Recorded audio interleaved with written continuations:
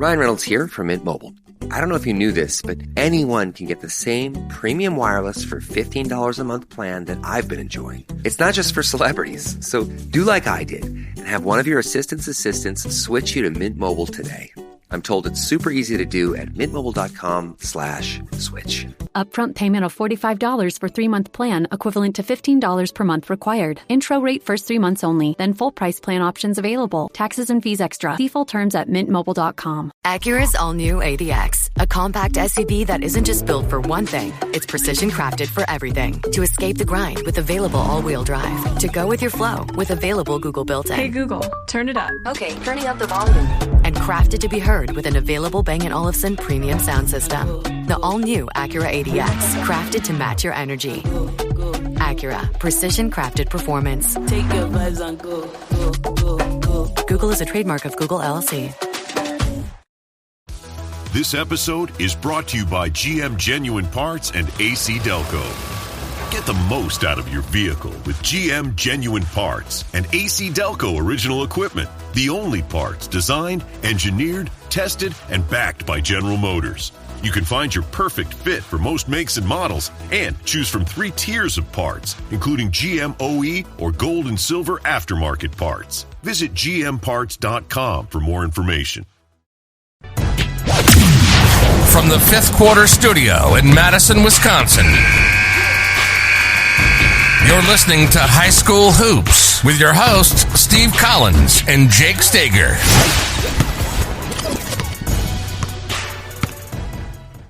Hey, coaches. Welcome.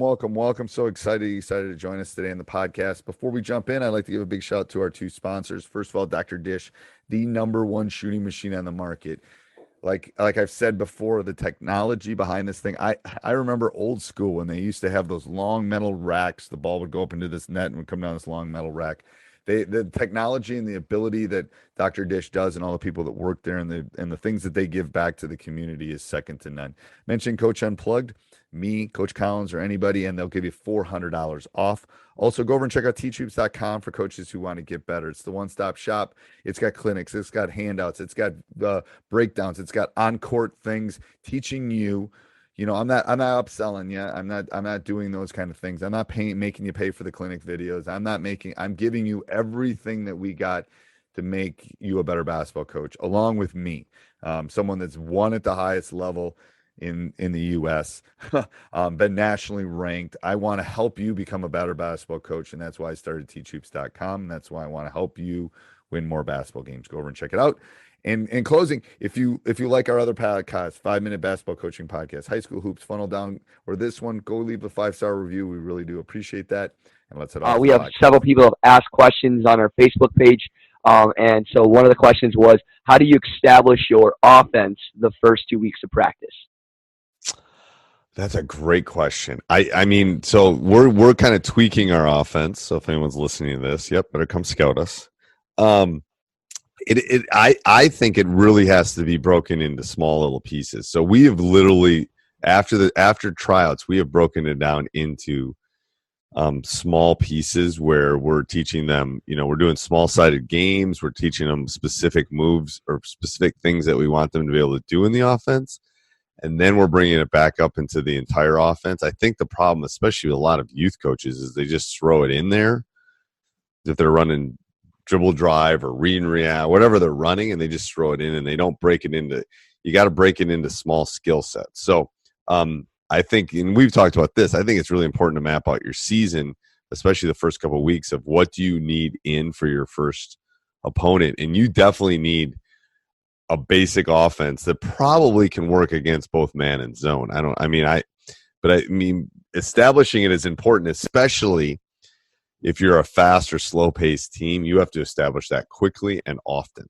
Some of the teams I've had, literally practice was a track meet. I mean, I would be tired after an hour and 20 minutes because it was. And then I've also had other teams where we just worked on setting screens and grinding and, taking 35 seconds off the clock every time. So I think those things are extremely, what you establish early, for having 40 kids in your classroom, you can vouch for this.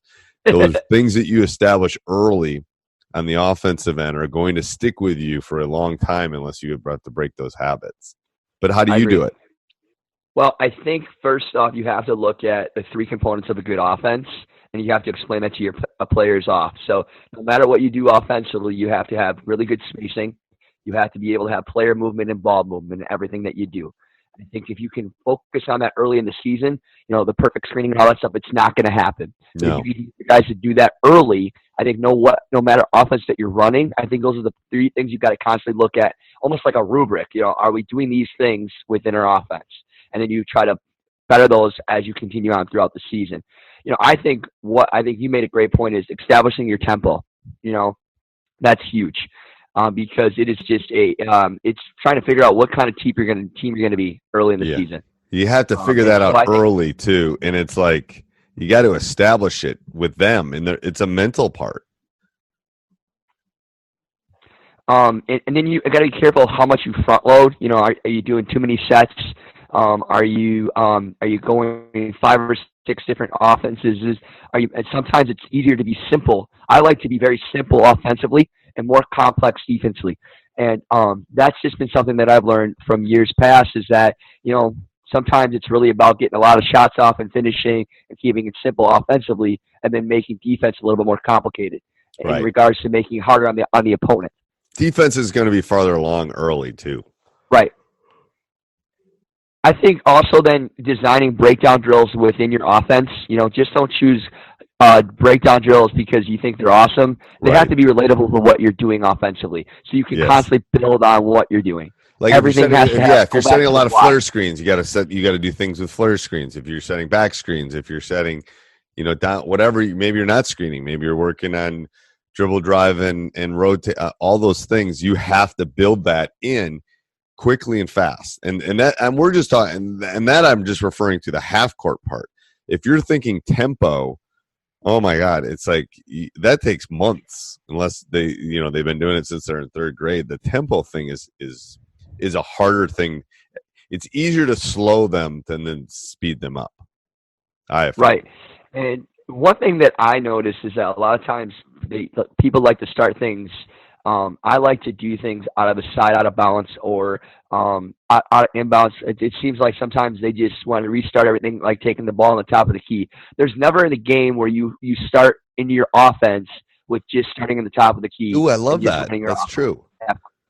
And so often I think people make that mistake of constantly grinding in the half court. All right, let's go from a side out of bounds play into our offense. Side out of bounds play into our offense. Here's the question I have for you, and I've thought about this too. It's like, how often do we really get side out of bounds into offense or underneath into offense? How many possessions in a game? It's like, I think it's really about the progression game. I used to love to do progressions. All right, so we're going to go 4 or 5 minutes hard or 4 or 5 lengths down the court. Take a free throw, do it again. Process, do it again. Do it again, do it again. Because I just don't think you should constantly be stuck in the half court because I think it becomes monotonous. It doesn't become authentic, and it's too easy. It becomes too easy, and kids don't cut. They just stand. They don't move.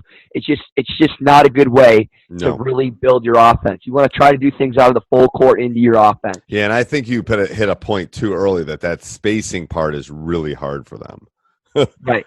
It is really hard for them to get that spacing down to truly understand what's going on. And really, the spacing starts on the initial break to your area on the offensive side of the floor. Are guys getting wide? And it's hard to establish if you're constantly doing it in the half court. Guys are, you get them wide and stay wide and go into that, and then start to take things away. People get comfortable in things that are happening. If you're a pack line defense, maybe once in a while you got to try to go against a defense that's going to play more up the line. Start to challenge the defense to give them different looks, or go five people on your offense and 6 guys on defense. Make it a little bit harder. Add some trapping. All those things. And be really good at 1 or 2 things early on, and then if you can do that, then you can go on to the next level. But you got to those are your building blocks. Those are your building blocks. Slow to go fast. Yeah, I agree. All right, anything else on that? That's great. I think that don't overcomplicate things, I think, is one of the big takeaways too. You don't need what you're going to be running 3 months from now in that first 2 weeks. You need the basics, and you need to pound the basics, so that they learn to read things within your offense. All right, Coach. Question of the day is, you're at a away game. What's the one thing you always buy at a concession stand? I don't do it. I'm a big blow pop person, so that's for volleyball. That's definitely a thing. But one of my assistants always buys the opposing school's popcorn, and then we have a running scale of who has the best popcorn. I like that. I like that. So we always say, I always ask, like, where does this rank? It's like so John always buys one, and then we kind of rank the popcorn. Because I would say the only thing I ever buy at a concession stand is usually a pick-me-up. So either a soda or something that get me going if I'm dragging. Other than that, I never tend to buy anything because my stomach is too sick. And the only good thing is, like, we usually sometimes have leftover hot dogs. They're so good. They're disgusting. If you do any sort of research on what's in a hot dog. Yeah, but hot dogs in the grills are really good too. Yeah, there's something about sitting in that water for 3 hours and then eating it tastes good. Yeah, it's so bad. I don't remember the last time we bought hot dogs in this house, but I had to basically Heimlich both of our kids on hot dogs. I did. I mean, it was like projectile. Yeah. It's like a huge choking hazard. So in the end, don't eat hot dogs either. Yeah, don't eat hot dogs. Live a longer life. All right, till next week, Coach. Yep. Couple weeks. Countdown. Yep. All right, sounds bye. good. Bye.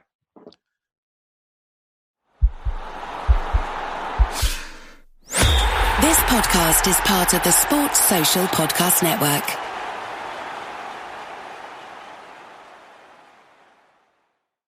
Stop by Sherwin-Williams and get 30% off select paints and stains May 2nd through the 12th. It's the perfect time to transform your space with color. Refresh your home inside and out with colors that make every space feel brand new. From cozy interiors to stunning exteriors, we've got the perfect shade for your next project. Shop the sale online or visit your neighborhood Sherwin-Williams store. Click the banner to learn more. Retail sales only. Some exclusions apply. See store for details.